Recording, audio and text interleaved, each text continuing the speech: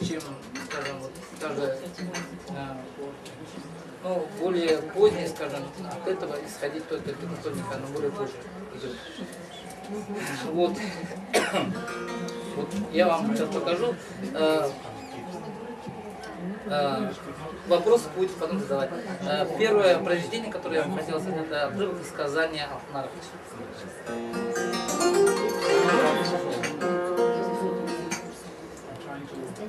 Также у нас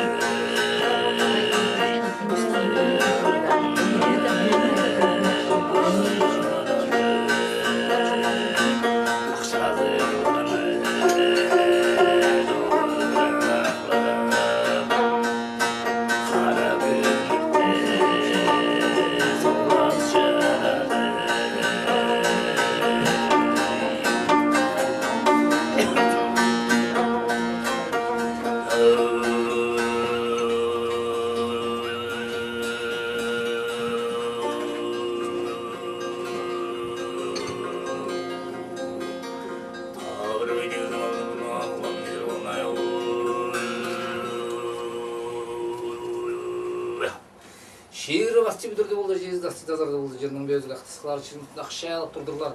Жернің жалы бағағындығылар ақтасқырын ақлып, ақша азларына тоғыр ақлып, қара күн өрті ылызып, қара күн өрті солызып тұрдырлар. Вот отрывок из сказания. Но это только начало. Также на этом инструменте, в принципе, у нас есть техника современной игры на этом инструменте. Я вот, студенты показывали, это гитарный прием. Основатель, вот кто этот прием придумал, это Сергей Трофимович Щерков.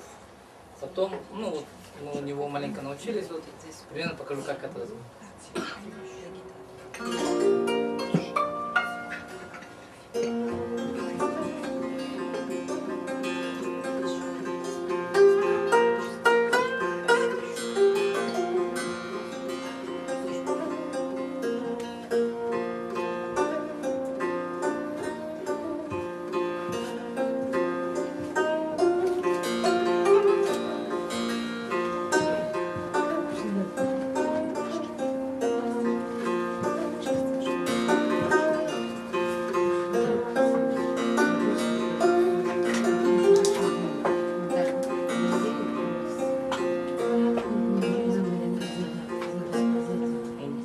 прием игры на троте. Также этот инструмент у нас настраивается на минор. Это, ну, в основном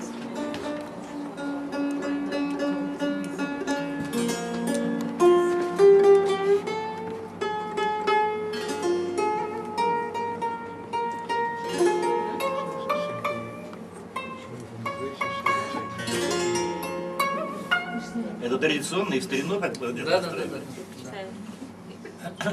А в каких случаях минор? В каких-то особых жанрах минор? Минор вообще, в принципе, инструмент можно настроить под любую песню. Конкретно были исполнители, которые настраивали конкретно под себя. То есть этот строй, он был отличителен от основного вот минорно-мажорного строя, он был совсем другим. Там были, как западные музыковеды говорили, что инструмент, который по их понятию не строил. Но на сегодняшний день этот строй, который вот существует, он просто, скажем так, это вот индивидуальный строй хайджи. И в принципе, я говорю, вот этот инструмент можно настраивать на любую песню, индивидуально. Вот. Я вам сейчас сыграю произведение. Даже не произведение, а импровизацию попробуем. Послушайте, минор. Это передача состояния души. Как можно передать? Скажем, например, грусть.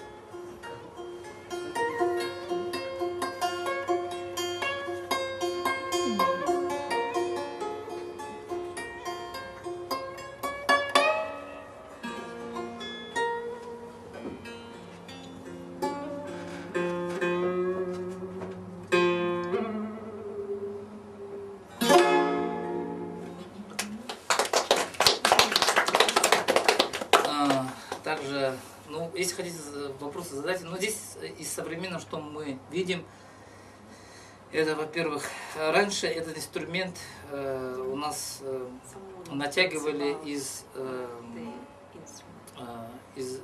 есть варианты, что из тонкой кишки натяжка была этих инструментов, то есть вместо этих струн. Также использовались кости бараньи.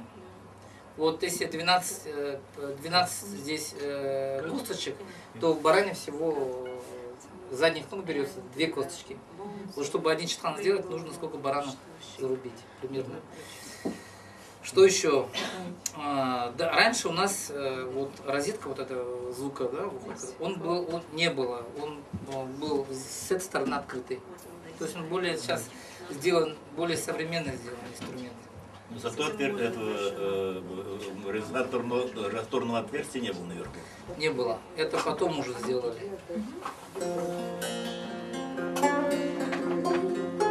Олег, у меня вопрос такой. Какая роль правой руки и какая роль левой руки? Правая рука у нас в основном ведет мелодию, ритм. Также каждый палец у нас отвечает за определенный, смотря какой прием. Скажем, если мы играем традиционно, указательный палец у нас создает ритм. И иногда используется при мелодии. Но вот большой палец, он в основном ведет мелодию.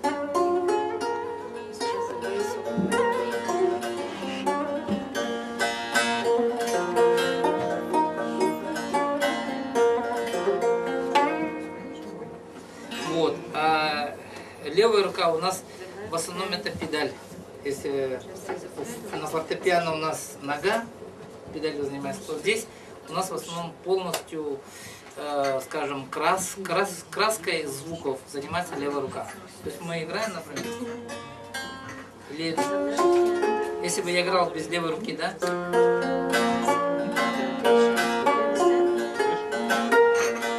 Звучит, да?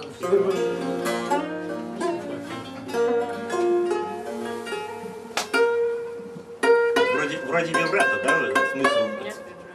Вроде смысл не вибрато, да? Не вибрато. Вибрато это я просто дополнительно делаю. А в основном это нажатие. На полтона нажимается.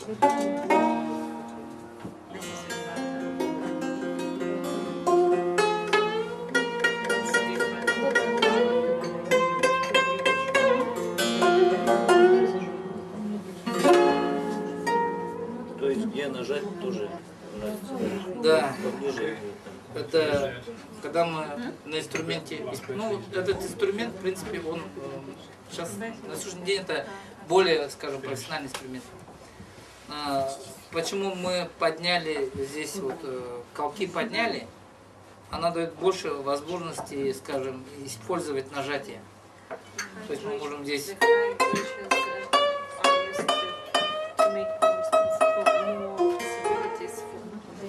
вот, ну. Как они называются, эти колки? Хасхтер. Хасх. Как? Хасх. Хас? Хасх. Хазых. Хаз. Это вот эти вот. Хасхтер. И что это значит в переводе на русский язык? Хаз. Хаз. Не переводится? Хасхтер, ну, у нас вот эти костяшки хасхтер называем. А, Ну, как? кажух. Хазых, да, вот именно кажих у вас. С косточкой. Ну, косточки. Строгалы. А казух есть тоже слово. Колка тоже.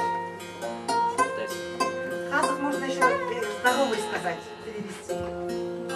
Обстагадых.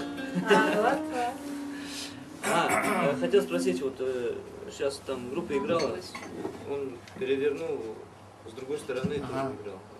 Это уже у нас мастера делают. Экономия материал. Ну, вот. И чтобы в дальнюю дорогу ездить, вот у нас есть люди, которые ездят далеко, летают на самолетах, они используют, чтобы не таскать два инструмента, два в одном. Просто с другой стороны. Да, тоже. да. Я понял, что думал, что вот так перевернул. Нет, там два инструмента получается.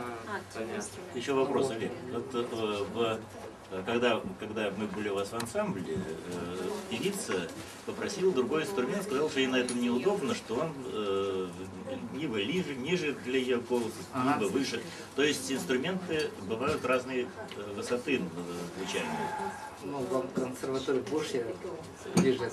У нас вообще, ну да, вот понятие высоты – это диапазон человеческий, голос. В принципе, здесь, скажем, есть традиционный строй, то есть традиционная тональность у хайджи. Но когда что касается певиц, то здесь исполнительниц каждый настраивает под себя. Вот. В основном это бывает, ну, если альт, то это может быть си бемоль она поет, скажем. На одном и том же инструменте можно сделать разный строй? На одном и том же? Или... Нет, строй остается, тональность меняется. Но здесь, я говорю, строй можно разный. В принципе, любой, какой хотите строить, такой можно здесь строить. Шunu кылган жок деп берсең, что кайрылып шуну кылга түстүң Наверное. Ну, ты же шуну кайрылып шуну кылды же так пишет. Мен же. Она уже. То есть просто, я прошу прощения, значит, просто эти два инструмента были просто настроены по-разному, да? А не то, чтобы Да. настроены Да, по-разному. просто тональность разная была. Настройка, в принципе, одинаковая. Например,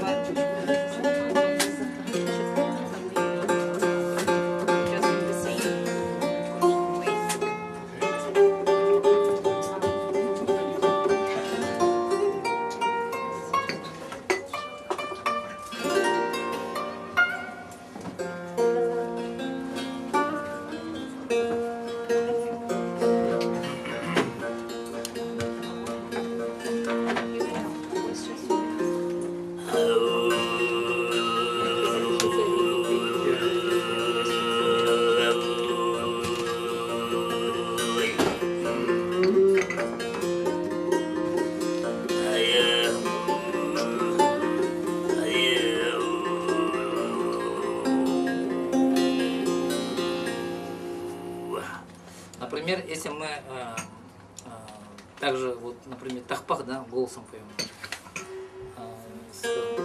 Есть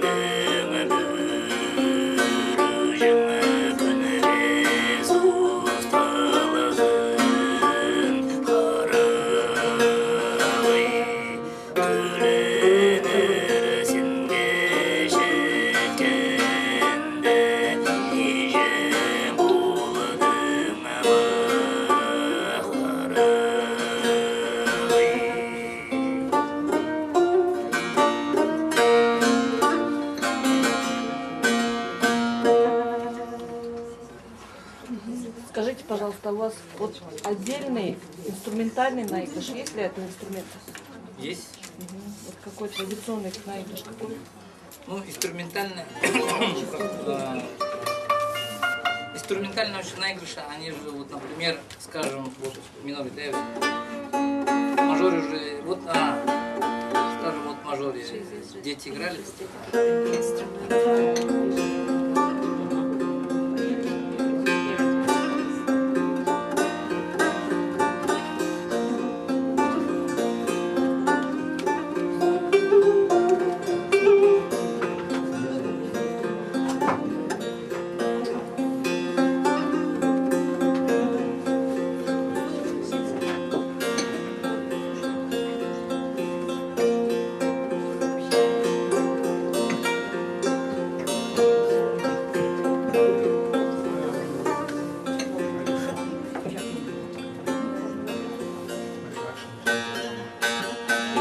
Долголосие возможно по традиции долголосное звучание, вот так как вы сейчас сделали.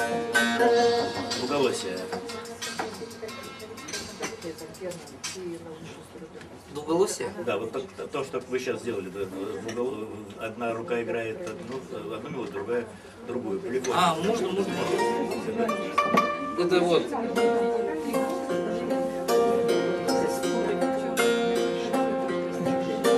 Традиционно это невозможно было, это сейчас это Или, например, вот в миноре тоже вот это инструментал, да? Например.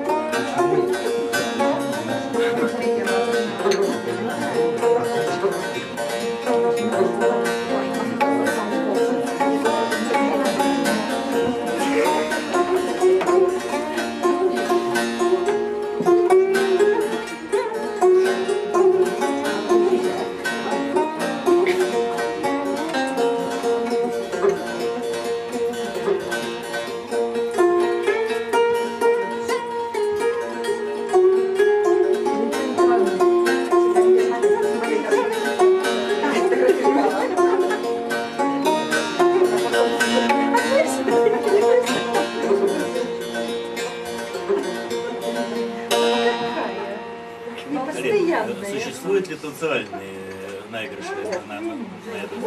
Да. Существуют, да? Да. Да, ну, в принципе, это... А скажите, пожалуйста. Число струн 12 и так и... Нет. Число струн 12, 14, 7, 6. Вот там примерно. Да. Скажите, пожалуйста, скажите, пожалуйста, вот играет вот роль, на чатхане должен именно мужчина играть или женщина должна играть? Или без разницы? Нет разницы. Нет разницы, да? Особо... Ну, у нас в основном в Казани сказывают мужчины. Горловое пение в Казани сказывают мужчины. Ну вот игра на чатхане. Чистая игра, то разницы нет. Да. Девушки играют, мужчины играют. Ну, у девчонок, да, у девушек намного мягче получается. Намного мягче. Ну, маленько жестче. А вот музыку современную Не было? Нельзя было, да? Ну, любую мелодию, в принципе, здесь можно. Мы вот Вообще, на чатхане раньше нет, даже вот, например, считалось, что это как жить быть несчастным человеком.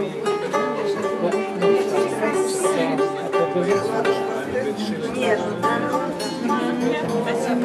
Они все стремились быть, опять же, это ложь.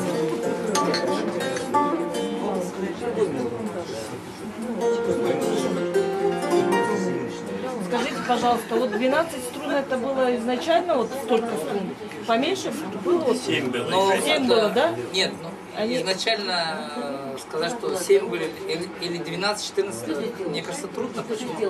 Основа лежит на семиструнном инструменте, основа. Но, да, но у нас есть поэтическое понимание. Мы когда говорим, мы читахалахчадаган, это в основном мы можем сказать образно. А птахалахчадаган это гипербола. Мы также можем 60 косичек сказать, но не знаю, что такое. Ну, как 60 косичек. сэпасы, да? Вот.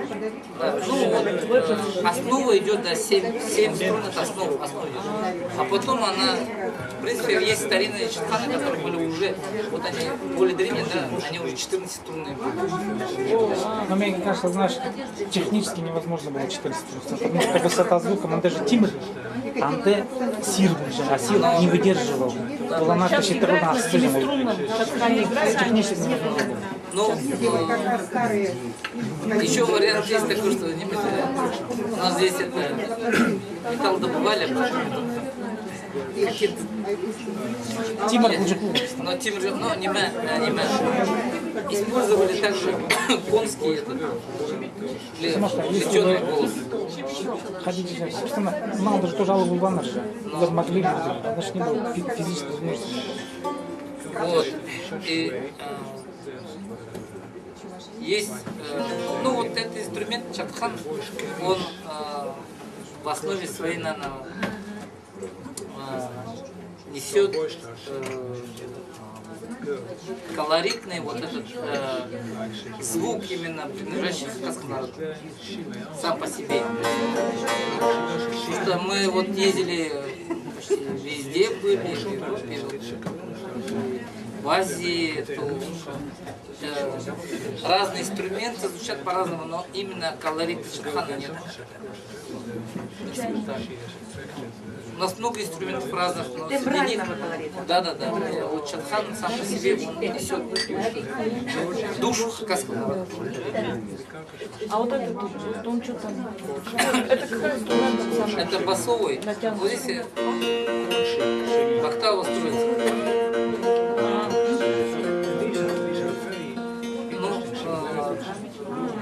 Также я хотел бы другим предоставить слово. У нас здесь исполнители на этих инструментах. Вячеслав Кучинов.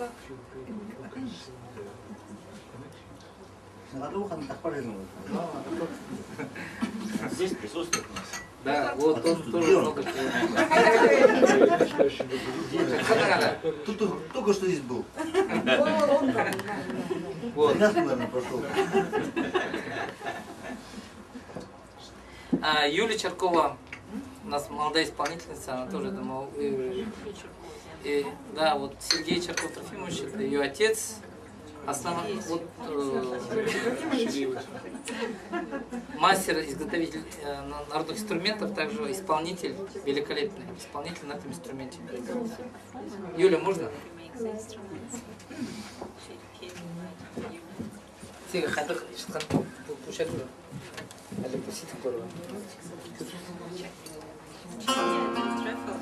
У нас инструменты по-разному настраиваются, поэтому для нее может быть она неудобна.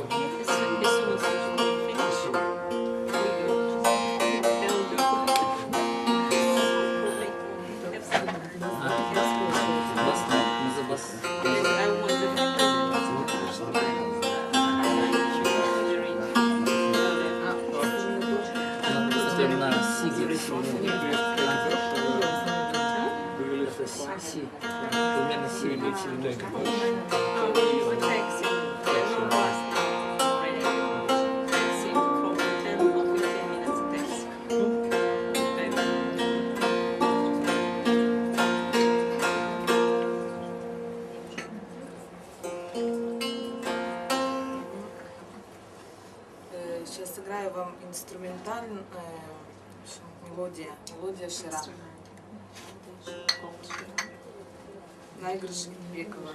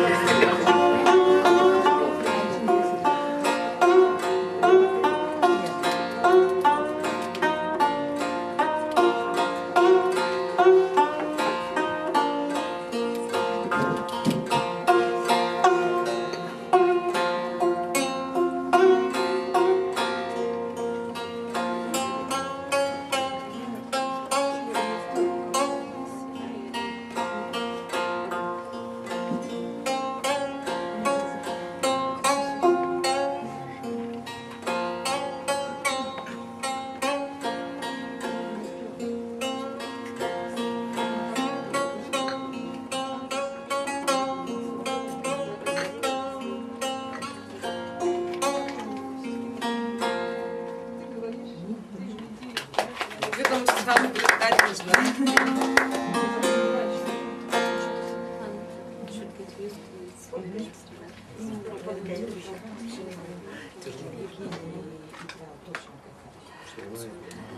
Олег, А?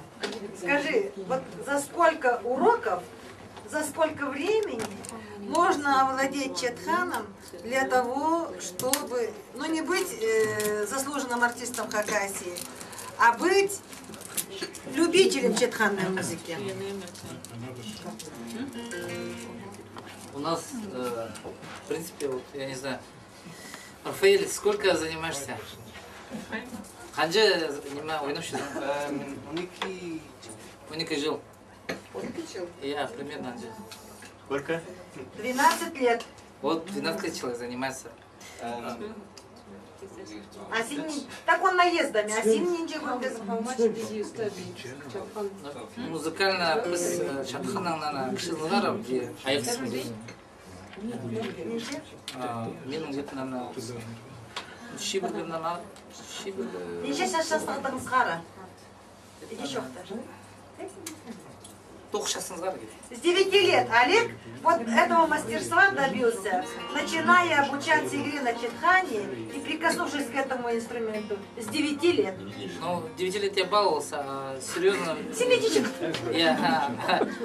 Сынға біз соның бері келгенде мындай үйренсін. Бұде біздің алды ағылжыңдар шатқанна ойыны жыңдар. Біз келген бұде ойнап қойды. Білбежіңіз бұл қайда ойнайды. Еще хотел бы... Каждый день, Олег, занимался с 9 лет на четхане каждый день? Не каждый.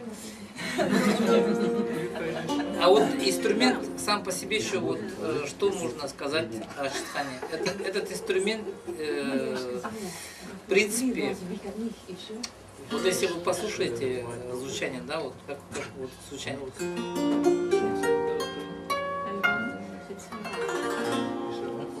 Вот я думаю, понятие мажор-минор придумали здесь. Хакасия. Строй. А где больше? Извините, четхан это наш инструмент. Кроме Хакасии, где придумаешь? Потому что у нас вот, старики настраивают, они ноты не знают, они настраивают четко мажорный настрой, ну там маленькие изменения чуть-чуть. Да, настрой, вот строй четко. Все-таки базовый настрой мажорный. И только при необходимости бывает сдвиг на минор. Да.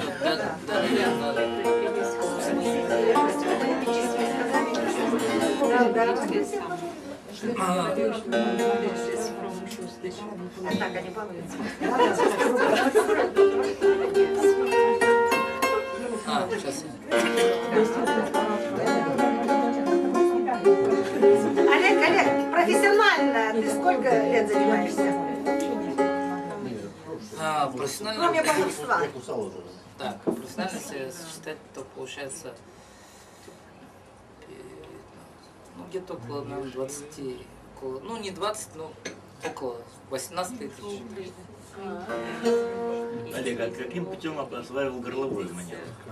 Горловое пение. Это как к этому пришло?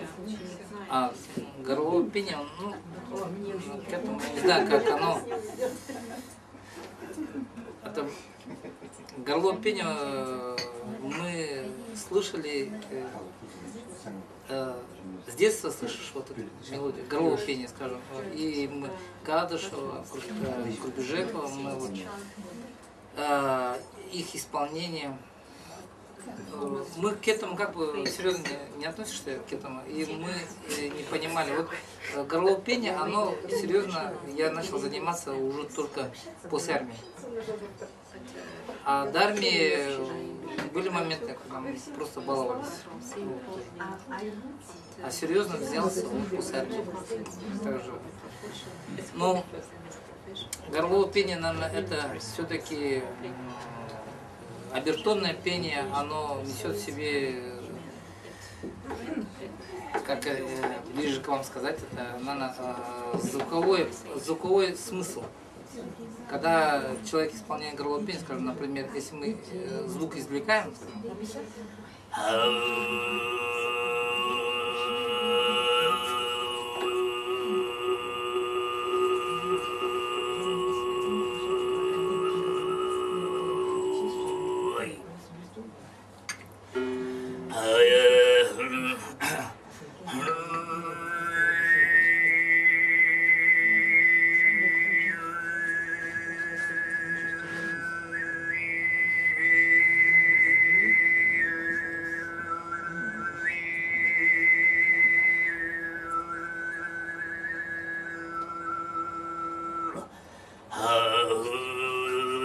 Мы когда исполняем звук, выводим, мы в первую очередь как бы стараемся раствориться. Вот степь, природа, вот то, что как бы Просто физически. Это как ощущение, да, ощущение, да. физическое ощущение. Даже когда Что делается далеко в горле? где-то, да, вот где-то в сторону Москвы едешь, горловое пение запел, и вокруг сразу степь. Степь, и вот ощущение полноты. То есть без никаких слов, просто звучание само, оно несет определенный такой, наверное, глубокий смысл для нас. И наслаждение. Да. Во Франции есть такой специалист Тран Ван Хай, который имеет лабораторию изучения горлового пения в Париже, и он учит горловому пению. Он сам поет в горловой манере очень хорошо. Он вьетнамец, выросший во Франции. Вот. И он объясняет это так, что он говорит, что у него там рентгеновские аппараты, у него там какие-то эти осциллографы, у него какие-то компьютерные методы, у него так напичкана в лаборатории всякой аппаратурой. И он говорит, что вот, ну, это называется по-разному, он говорит, у нас говорят ложные связки. Что есть звук, который издается связками, и есть вот сжимается здесь эти ложные связки, напрягаются. И он говорит, образуется свисток. И поэтому вот он уверяет в том, что это обертон, это вот манера, которая на обертонах, она не обязательно. Он как-то мы ехали вместе во Франции в автобусе, он сзади сидел, и он такой веселый человек, он потешал всю публику, что он горловым образом напевал французские модные песни. То есть это не обязательно, вот, это просто национальная манера, это мелодия, которую вы ее извлекаете. А в принципе он говорит, что можно. Любую мелодию. Согласен? Согласен, да? Ну, Когда поедем к вам? обертонное пение само по себе, оно использовалось у нас и при камлане шамана. Когда он камлал, он извлекал разные звуки, и птиц, там, зверей. В то же время он пел горловым пением.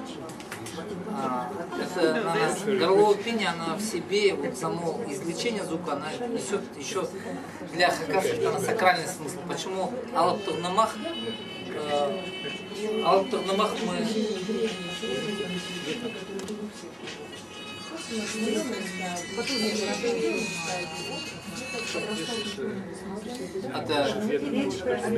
Алап-Турнамах несет сам по себе именно сказание, оно несет духовное, внутреннее начало, сакральный смысл. Поэтому, когда его не пели обычным голосом, а именно горловым пением. Да, вот еще есть версия, что когда человек горловым пением поет, дух его не могут узнать. И они, как бы, он защищенный от духов, и он может рассказывать сказания. И есть даже истории, когда сказитель до конца не духи могли его наказать за это. Он до конца сказания не рассказал. Поэтому, когда есть еще Элик Хайджи. Элик Хайджи — это человек, который видит духов конкретно. Он их приглашает на похороны, приглашает. И тогда как сказать, он покойника провожал на тот свет. На тот свет, неправильно. В тот мир провожал. Он видел его, он его говорил, успокаивал и провожал в тот мир. Это, кстати, вот до сих пор так она у нас существует. То есть, когда человека хоронят, то приглашают хайджи, который ночью сказывает героические сказания. Тран Ван Хай показывал фильм, в котором вот результаты работы его в школе. Сидит таксист за рулем, сидит, рулит и поет горловую песню. француз. Так что, в принципе, это, оказывается, можно любого человека. Ну, да. Горловкиня, она несет в себе, я считаю, что общий мировой смысл. Более древний, она существовала во всем мире. Ну, скажем, если мы берем историю более древнюю, то, скажем, Хуну, гунны, они же Европу захватывали, поэтому культура, она была, в принципе, распространена вот, по всему миру. Но Тибет, скажем, они тоже, когда поклонники проводят, то они поют обертонным пением. Лама поет. Да. Но обертонное пение, она основа вообще тюркского пения. Когда мы поем, например, любую песню, да, мы берем фоновый звук. Идет с ним, и на этом фоне мы поем мелодию. А вот это звучит, у нас вот этот басовый звук, он сам по себе постоянно звучит на одном тоне. И на фоне его идет мелодия.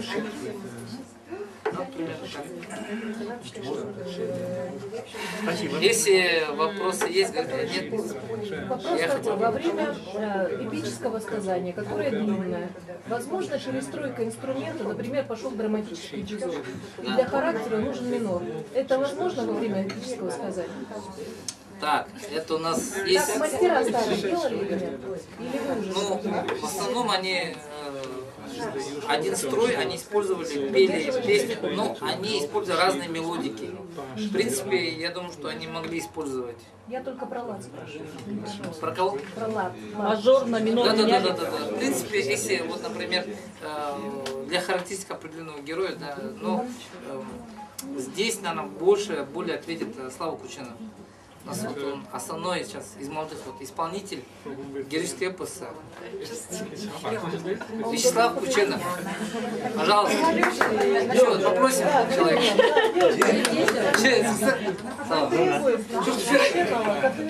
Именно героический сказать надо.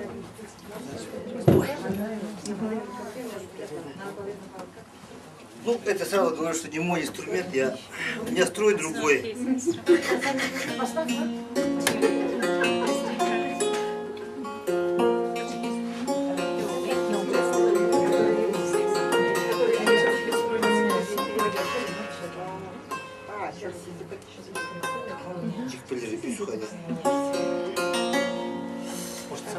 Ну, вообще сложно, потому что я обычно косточками, которые вот это человечьи вот бывает.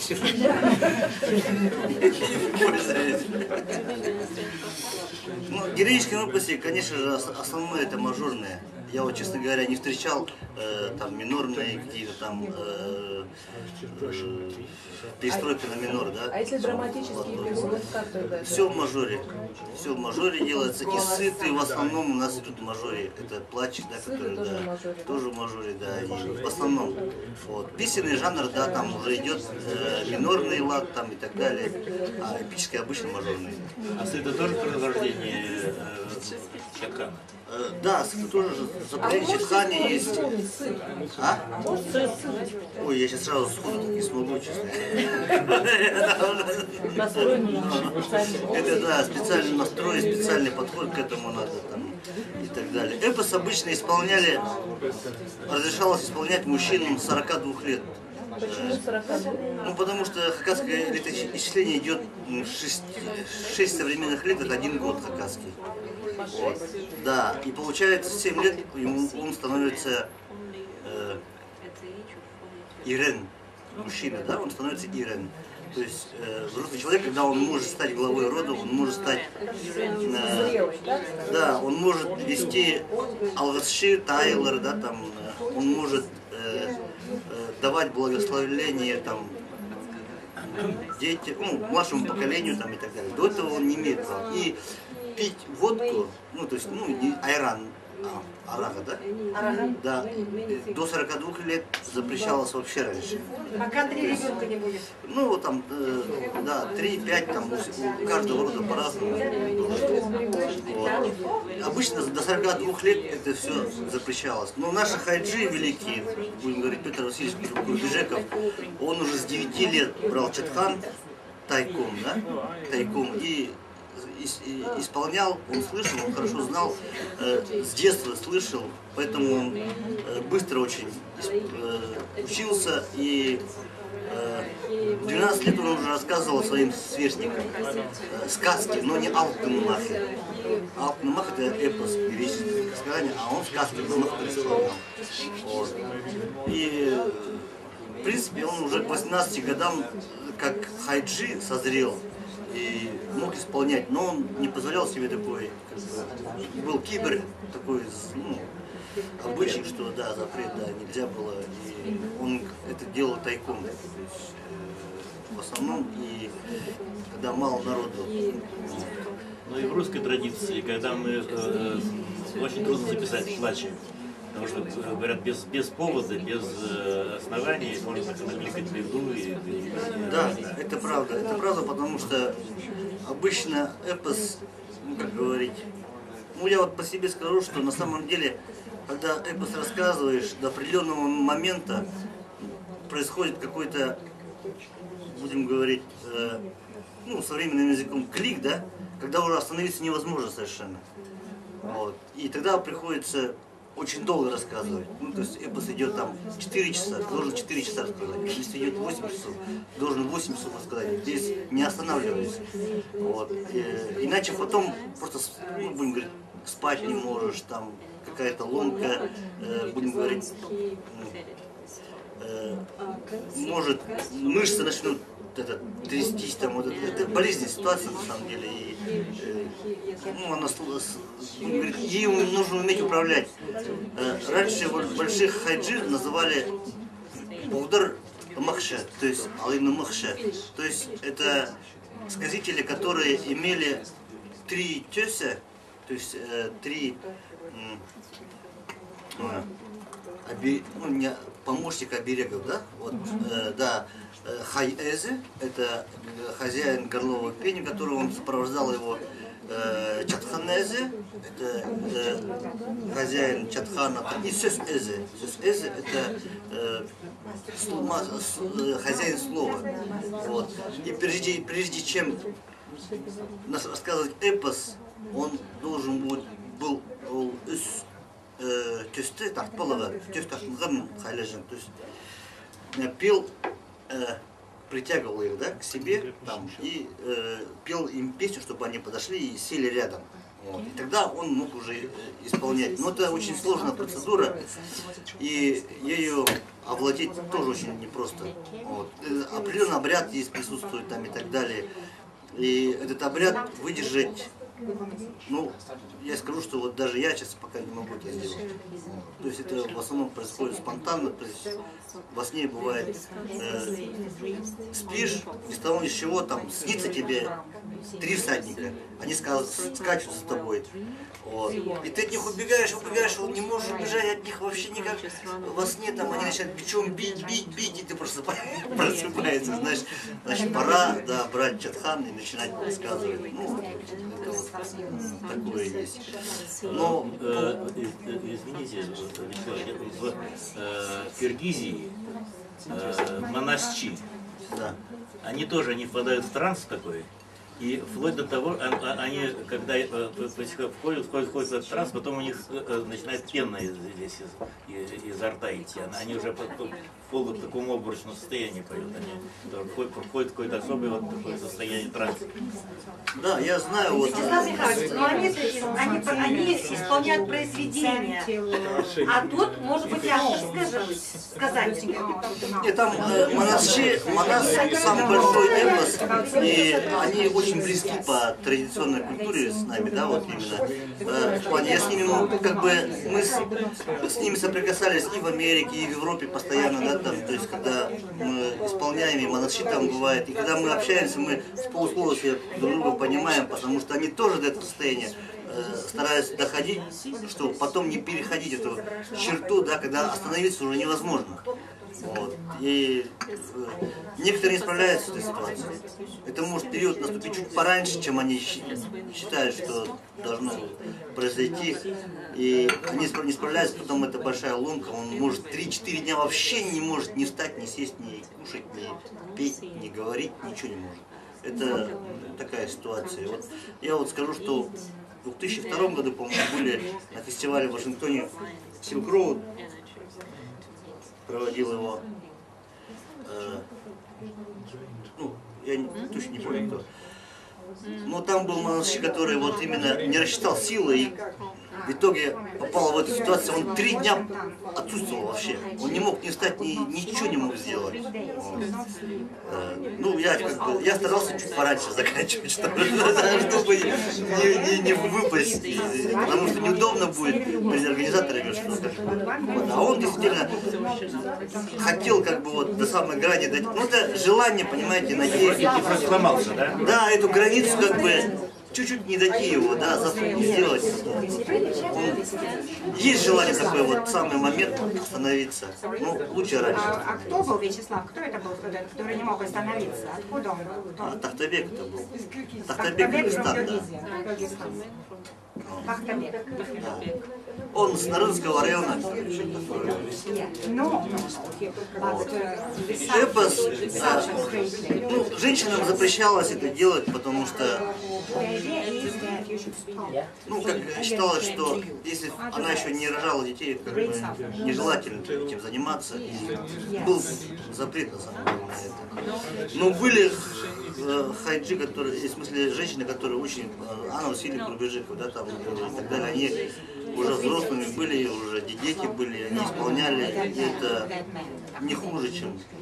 Они исполняли тоже с хаем, да? Нет, в основном, да, без хая, да, в основном без хая. У нас с хаем исполняла вот, шаманка Саргома Инагашева, она жила в верхней базе, да, вот она хаем. У нее хай был такой, как мужской. Это было очень странно, потому что обычно женский хай, он на октаву выше, да, а у него был как мужской хай. Вот, это удивительно такая была ситуация. И мы еще застали. Ну, Юлия Черкова сейчас поет. Она в горловой манере. И, в принципе, она пробует петь и героические сказания. Все. Это может быть опасно. Ну, наши как бы старики говорили, что это нежелательно. На самом деле. Да, нежелательно. Я знаю, и в Туве поет там Чунчулай, поет там Чадура, Андар поет, да, там. Ну, конечно, Чунчулай, она супер. Она одна из каких-то, ну, будем говорить, там, племянниц или там племянница, внучатая племянница Хунаштарола. И у нее школа старого тувинского горлового пения, и она восхитительная. Ну, современные они уже немножко по-другому поют. Я слышал дочку Хунаштарола, когда ей было год. И она, я у нее в юрте, просто жил, я у него спал. Несколько недель я у него провел в юрте. С семьей с его, и у него девочка годовалая. Вот я на конференции на этой показывал, как его 6-летний сын пел в горловой манере. А девочка годовалая тоже пыталась там воспроизвести, это я помню. Да, да, есть. И вот, да, ну, сейчас, к сожалению, будем говорить, там, вот эта старая школа, она немножко, ну, как и везде, короче. Немножко подзабылось. Все хотят найти новый стиль, хотят красиво, ну, по-другому петь. Это правильно, желание, каждый исполнитель должен найти свою манеру. Нормально. Ну, хотелось бы, чтобы сохранили, конечно же, старшие. Вот. Ну, еще по эпосу можно сказать, что Семен Прокопьевич Кадышев знал где-то 50 Алтын Махи. Олег говорил, да, уже? Что-то знает? Хайдазан? Петр Васильевич, говорят, где-то 120 знал. Да, кто-то говорит 200. Ну, я думаю, что это уже легенды, 200 сказаний. Вот. И... Нет, 200 нет. У нас всего собрано более 200 сказаний. Да. Учитывая тех хайджи, которые были живы после войны. Да, ну, Валентина Евгеньевна говорит, что он знал 120 где-то. Ну, я тоже сомневаюсь в этой цифре, честно говоря. Вот. Но судя по его, вот именно айдолу, который сохранился там 26 минут, да, восхитительно поет, конечно. Не все успели написать. Ну, у него было, просто не осталось 26 минут, очень много записали. Ну, то есть у него была запись хорошая, немножко где-то потеряли. Вот Ну, у нас этого получается, достаточно. У нас достаточно сказаний. Библиография У не нас будет к нам приходите. Мы бываем там, бываем. А можно спросить, у вас своя школа есть, вот у вас ваши последователи есть, или у вас дети есть, которые свои учите, да? Есть? Я, честно говоря, я не считаю себя еще большим мастером, чтобы учить детей, поэтому мне еще нет 42 лет. Поэтому я немножко подожду с этим делом. Но у вас есть, ну, вы обучали кого-нибудь, нет? У меня были попытки обучать молодых ребят, но я понял, что лучше этого не делать. А почему? Ну, как, странно смотреть, например, там 3 мальчика учишь себя на сцене в 3 экземплярах. Это неприятно. Честно скажу. Да. Значит, вы не дозрели еще для того, чтобы у вас появилось желание. Скорее всего, да. Скорее всего, да. Ну, мне действительно было... Они все снимают, они же дети. Да, Они все, что правильно и неправильно, все снимают. И когда на сцене выходят, и они поют 3 человека, похожих совершенно на тебя. Это не очень хорошо, я считаю. Клоны. А? Клоны, говорю, да? Да, но это не совсем правильно, потому что ребенок должен на самом деле сам захотеть сильно очень. И когда он будет сам пытаться делать, его подправить, это другой разговор. Но когда ты его обучаешь ежедневно, это он превращается действительно в какого-то клона. Сейчас вам покажите какой-нибудь отрывок из редкого эпоса. Ой, я сейчас не готов, честно говоря. Такой Пожалуйста. Нет, просто сегодня тяжелый был день у Вячеслава. И вчера я его слышал здесь вот в 3 часа ночи. Он ночью еще не спал. Так что я думаю, что не нужно. А сколько вы знаете? Я знаю Докслос, ну, Курыматыл Сибирштыс, это одно, Пурат Айчархан и 2 Кипчоха, это, будем говорить, Ежемпик, да, и Барспик. Но Барспик это мое личное, как бы, это я не скажу, что это от кого-то я слышал, оно само пришло ко мне, я исполняю его. Пришло. Текст записан. Записан. Зафиксирован. Записан. Текст тоже пришел? Там текст, да? Текст. Вопрос. Как вы Я не думаю, что это научно и интересно, честно говоря. Вам сказали, дайте, пожалуйста. Вам сказали, надо дать. Для истории. Да. Не надо мне об этом. Давайте я лучше, знаете, лет через 10 дам.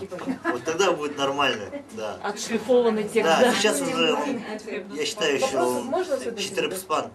Сырой. Да. Когда вы исполняете уже старинный, допустим, эпос, вы вносите свои элементы, что-то меняете, да? То есть, Но сюжетная линия остается четкая. Все эти Да, события, сюжетная да, линия. И, конечно же, Хайджи, он отличался, хороший Хайджи, от простого Хайджи тем, что он мог импровизировать и интересно рассказывать. Ну, будем говорить, например, идет борьба между богатырем, да, какой-нибудь, Ахан и Хугат. Пистумзух, Плехарен, это, ну, типа, женщина, Хадига на Хугате. Хугат есть Хугат, и в Африке Хугат. Да, и вот он с ней борется. Стерва. Да, ну такая, которая может в лесу превратиться, там кого-то еще, там вот такая женщина. Да, и он берет ее, рубит этим, как его, копьем, шедеток, который такой, рубит ее пополам, она раз разлетелась, а потом начинает там, да, собираться, она говорит там, перед говорит, да, давай, сюда, она раз в другую сторону поползла, говорит, не туда, сюда, и вот как бы вот, а он, когда уже соединяется, он раз ее проткнул и отбросил обратно. То есть, ну, эти моменты, конечно, они интересны, но всегда был предел. Предел, то есть этим импровизациям, чтобы не врать, да, будем говорить, там, сюжетную линию четко держать. И я заметил, что вот, например, еще в эпосе Алтнаров, Ханхыст, Кадышев Тамбария, там и так далее, вот они как бы разные идут. Эпос Алтын Чусья, вот есть, там и так далее. Но когда я, будем говорить, слушаю, да, и там, или эпос, и мне кажется, что это продолжение одного, и второго, и третьего. То есть герои, они двигаются дальше. Вот. И интересно. Ну, нам приходится изучать, да. Я, конечно, из детства слышал эпос обычно по радио, я не слышал вживую, честно. Вот. Я слышал, много слышал от бабушки сказки, да, но не легенды про звезды. Напевные. Были напевные, были словесные, но они тоже рассказываются такой, будем говорить, там, напевной форме, да, обычно. Ну, бабушка не любит. Вот, значит, вы, как правило, исполняете вот алтынарах. Это как классика у нас идет, да? Вот Айкутин, да? Вот, ну, я имею в виду, как хайджи, будем вот так говорить. А вот это Баинова. Хантегус. Ага. Хантегус. Вот Олег пытался, я посмотрел его, я понял, что я не справлюсь с этой задачей, поэтому я не стал его. А Олег пытался, ну и что, и получается? Не знаю, надо у него спросить. А где он? Не знаю, это ушел. Хантегус, да, я смотрел, он красиво написан. Да, красиво. Да, супер написан вообще. Может быть, кто-нибудь сможет. Я, наверное, пока не могу. Да, Хантегус. Я более классические, там, будем говорить, там, Алтын Чөз, Шипекара, там, и так далее. У меня есть рукопись Курбежекова, которую он сам писал своей рукой. Вот такая штука. Интересно.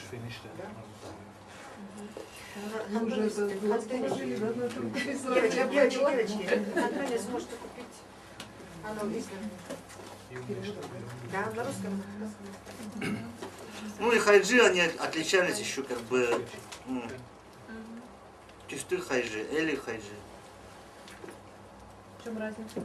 Ну, тюстык это когда от отца к сыну передается, да, там ему, да, ему тесть дает, там свой передает. А Эли хайджи это когда человек вообще никакого отношения к эпосу не имеет, ему приходит во сне хаезы, там, соседи, и не заставляют его делать это, его становится. Тоже Какой разное. хайджи больше ценился? Ну, они все ценились по-разному. Конечно, Эли хайджи он ценился больше. Потому что это как бы уже произведения были известные, уже слышанные, они Да. как бы, а это как бы новое произведение. Эли хайджи, он обычно исполнял, он не говорил никогда, что это его произведение или от кого-то слышал. Он рассказывал, и все понимали, что это Эли хайджи. Да. И что интересно, у них сюжеты, в общем, параллельные всегда. Ну, типичные какие-то ситуации. Да. И вот как бы сильно не отличаются. Я сейчас немножко отвлекся. Кто это Эли Хайджи?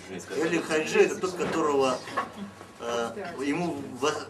он не имел отношения вообще ни к эпосу, ни к музыке. Его заставили во сне, приходили к нему хаези, сусези, там, и заставляли его рассказывать эпос. Ну да, я на конференции на нашей рассказывал, что мне приходилось работать с монахи, и они примерно одно и то же рассказывали. Что во сне приснилось, что сидят богатыри у костра, и он среди них, и они его, значит, понуждают, чтобы он пел манас. И потом он просыпается, идет к речке, к берегу реки и видит угли тлеющие костра в том месте, где вот они ему внушали, что начать петь манас. И он становился монашем. Это несколько человек мне примерно одно и то же рассказывали. Ну вот, возможно, это Элик называется. Элик монашит. Потому что странно, когда ребенок, будем говорить, там 7 лет рассказывает манас наизусть, да? Это очень странно. То есть можно выучить манас. Ты удивляешься просто его. Да, то есть это все-таки нельзя сказать, что это, видимо, какой-то генетический память. Или озарение, что-то такое. Да, иногда, например, даже я, вот, бывает, рассказываю, я не понимаю, о чем речь идет. То есть иногда бывают такие ситуации, а потом думаешь, хочешь запомнить все это дело, и, короче, оно потом ускользает. вдохновение особого рода. Да, видимо, да. Слова. Ну что, завтра... Так, я думаю, что достаточно, наверное, да? Да. Потому что время 12 часов, у нас Да. завтра подведение итогов. С утра вы Когда вы вчера ушли отсюда? Я не помню. Ну, в общем, где-то это уже действительно... Особенно Вячеслав Михайлович. 4 часа было, поэтому надо человеку спокойно, чтобы он ложился спать и все. Так, без опоздания в 10 часов, Вячеслав Михайлович, вы будете выступать и тоже секции свои докладывать. Да. Да, А вы не Вам хотите все спать? текст дадут. Хочу. Можно